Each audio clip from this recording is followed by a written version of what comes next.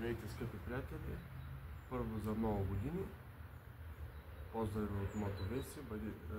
Бъдете живи и здрави. Само хубави неща за вас и семейството ви. Здраве, щастие, дълъг живот и достигане на мечтите в всичките направления, които сте се насочили и вървите напред. Малко прекъснах с видеото, защото нямам вече какво да покажа, но една-две седмици ще има така нещо много да се покаже, което не е снимано до сега.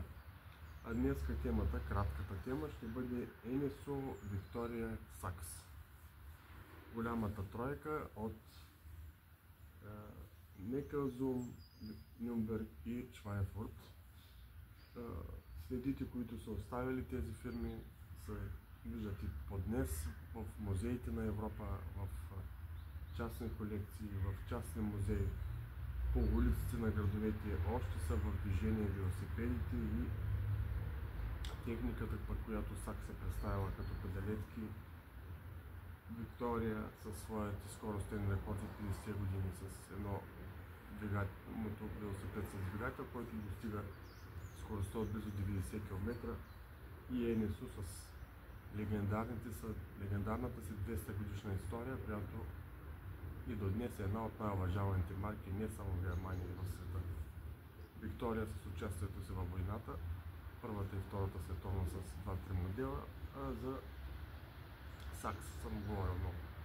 Стара фирма, която и до днес продължава да буди вълнение във всички хора, които притежават нейните продукти. И така, може да кажем също, че марките са едни от големите три, заедно с DKW, заедно с BMW, с Zundap,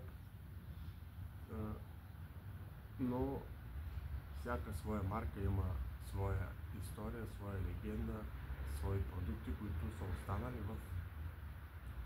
от миналото в бъдещето и продължаваме да им се радваме. Просто самото споменаване на някои от тези фирми, три, които за днес говоря, и другите, които приказвам, знаем, BMW, Zundap, DKW и така нататък,